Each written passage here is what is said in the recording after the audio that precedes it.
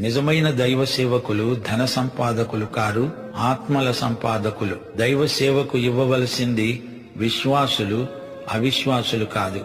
అవిశ్వాసులిచ్చే ద్రవ్యాన్ని దేవుడు అంగీకరించడు.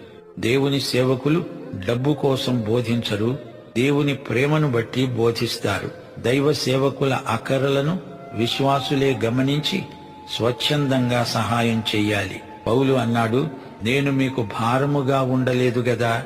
అది దైవ సేవకుని మనస్సు. సువార్తను ప్రకటించే సేవకునికి సాయం చేస్తే నీవు సువార్త ప్రకటించినట్లే అవుతుంది.